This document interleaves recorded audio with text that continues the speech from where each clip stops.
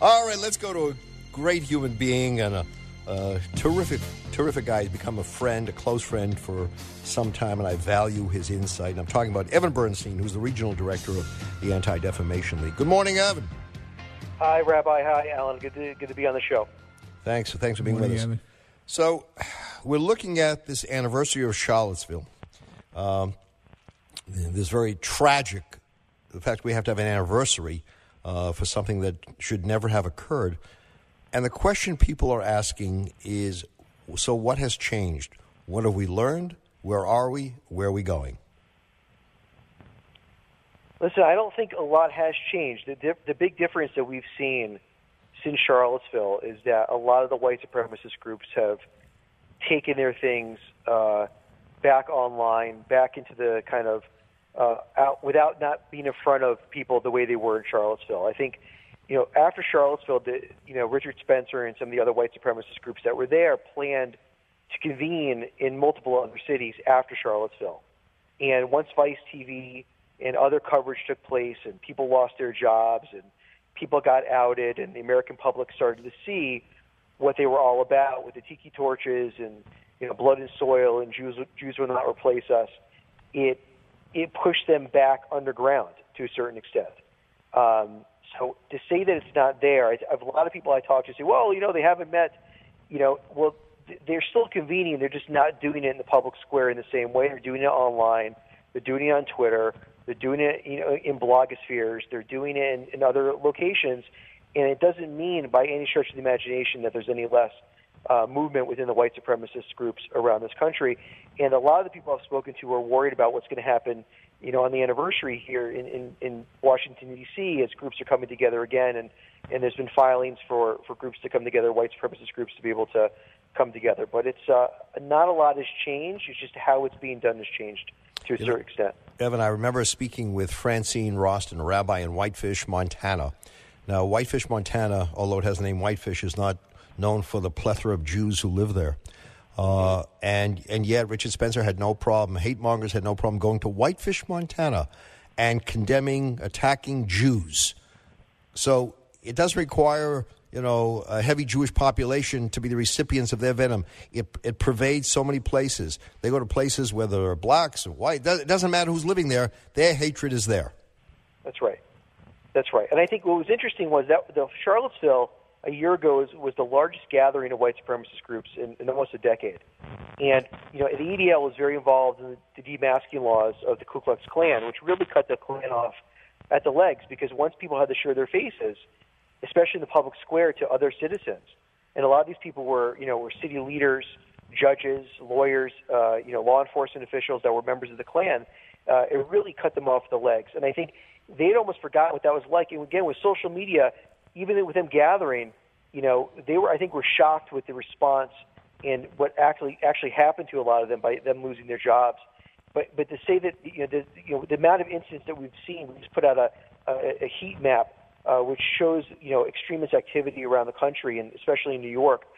We've seen anti-Semitic incidents and extremist incidents have gone up from 2016 from 202 to 2017 to 378, and that's a tremendous increase in those number of incidents that are taking place in New York. And people say that it's not happening anymore, and that's just not true. Evan, this is Alan Abramson. Look, these groups, as detestable as they are, they do have a First Amendment right, and if they do want to march, the local municipalities have an obligation to let them march and even provide appropriate law enforcement protection.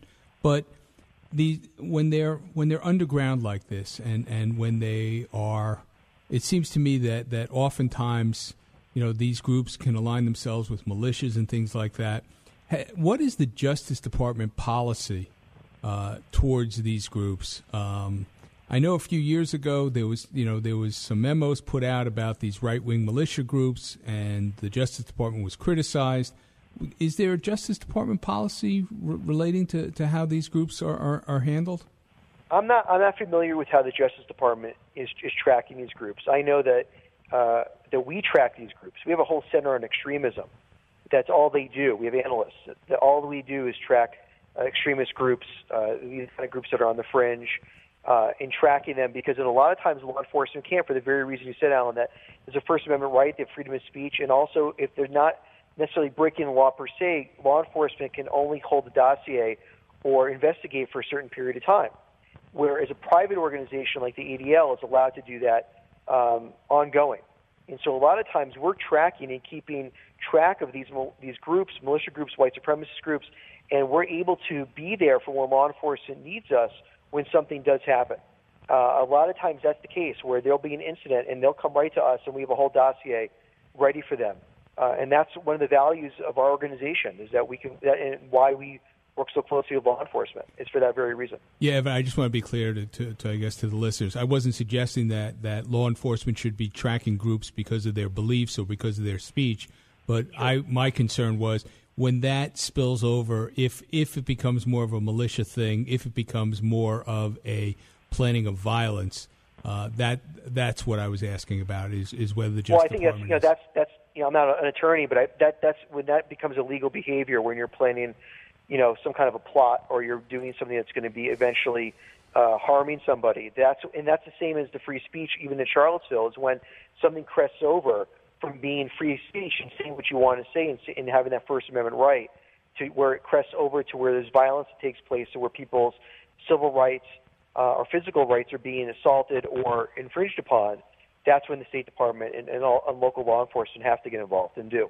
I was saying before to the rabbi that one of the things that shocked me most about Charlottesville was the size of the demonstration and the fact that all of these people were there. They weren't wearing masks. They weren't wearing hoods. And they just felt so emboldened to carry those torches and to Yeah, the other side, and I would add to that, and the Jews who lived there they weren't concealing their identity. There was a fear factor, obviously, but they said, we're gonna go to our synagogues, and there were Christians who were protecting Jews at synagogues. There were Jews who said, we are not going to hide who we are this Sabbath or any other day and kowtow to these hate mongers. We're going to stand proudly for what we believe is right. So they can expose their faces. We're not going to hide our faces because we're afraid of them. No, and Mike Signer, who I've become close with, who is the mayor of Charlottesville, who's Jewish, and again, he did not hide his Judaism either as the mayor of Charlottesville. And so, yeah, there was a proud moment for a lot of people. As bad as it was, and as horrific as that period was, there were some stories of people really coming together and the community trying to do the best it could, under really serious duress. So the question that remains, Evan, and we're talking with Evan Bernstein, Regional Director of the Anti-Defamation League.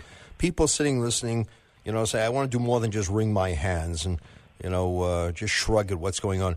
What can I do to become more involved to counter this hatred? There's a lot that can be done, Rabbi, and it starts with, getting engaged beyond just writing diatribes on Facebook.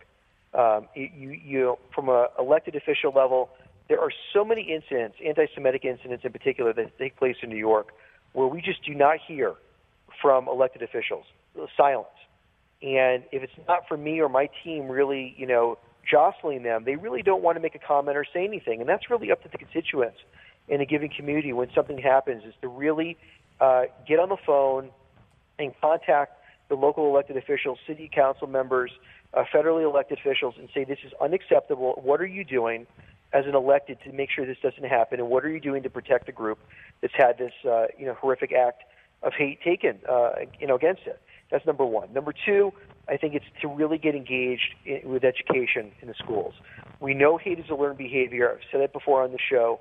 And it's imperative that people in the community are ensuring that their schools are implementing anti-bias training and initiatives, because these people that were standing there in Charlottesville with their tiki torches could have maybe been pulled in a different direction had they gotten the kind of anti-bias training that's so necessary when they were younger. And it's something that we must, as a population, especially here in New York, demand of our school districts and of our superintendents in school boards to ensure that these kind of things can be prevented, because they can. Not all the time, but certainly education is a tremendously big part of this. And also, seeing something and saying something. If you see something that happens, if someone draws a swastika on your home, or someone does something that you feel is inappropriate, is to report it to police. So many people are underreporting what's taking place out of fear of retaliation. The only way that we can really know what's going on and for people to make effective change is to understand the enormity of the situation. And we already have seen a lot of reporting clearly based on the numbers that we've put out in the last week, but it's imperative that people in our society really speak out when something happens, because if we don't speak out, then the other side wins, and we cannot let that happen. And Evan, I also think, though, that communities have to band together. It can't be just Jews speaking out about anti-Semitism, the African-American community speaking about incidents involving racially motivated incidents or anti-Muslim incidents. All of these communities, all of our communities. There's an incident now involving a Chinese nail salon. It's all of the communities have to come together and say racism of any kind, incidents, based on racist attitudes and racist violence.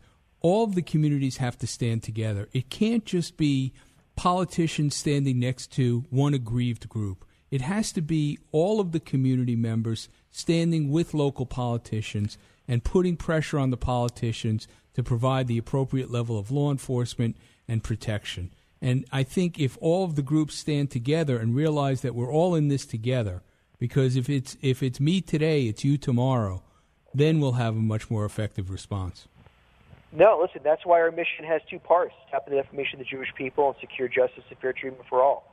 I put out just as many reward releases, offering rewards for people that that are not Jewish that have been assaulted in our community. And you're 100% right. People have to come together. Rabbi Potasnik and I have had numerous conversations about this, and I think what happens is that people are afraid because maybe there's one or two issues in respective doctrines that somehow prevent us from standing next to each other.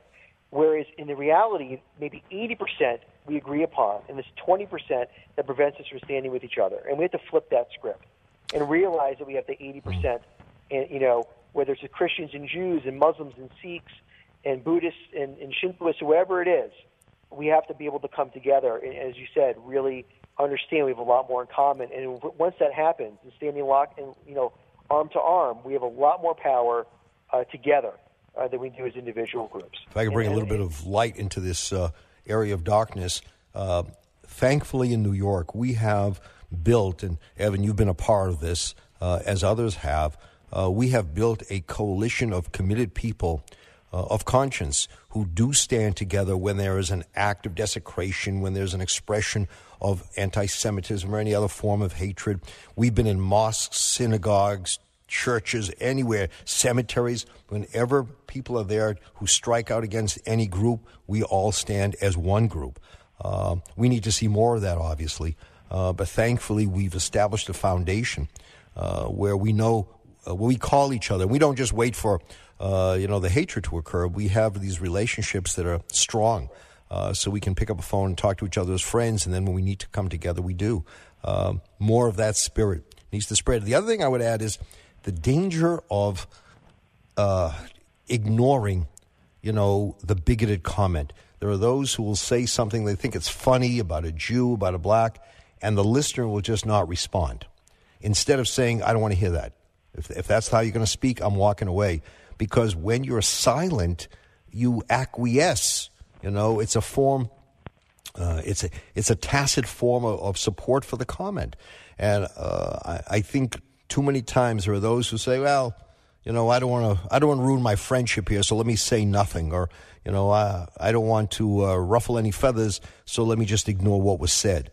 That doesn't help at all. It's certainly not a good example for young people. No. And we see that on social media. That's the other challenge.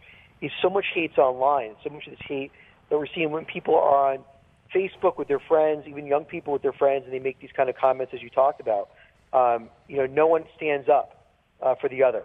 And that's something that has to happen because so much is now on Twitter, on Facebook, and that's where hate has really gone. It's really gone online, and the discourse between people and how they communicate through social media is because they don't necessarily see the whites of their eyes or not even sitting next to that person. Mm-hmm.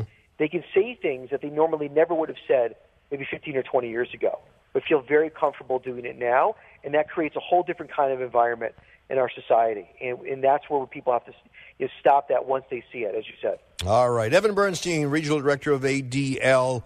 How fortunate we are to have you as one of the leaders of our community, and you stand up there for all communities. So I look forward to seeing you soon, and thank you so much for being with us today. All right. Thank you so much, both of you. Thank you. Thanks, Evan. Bye-bye.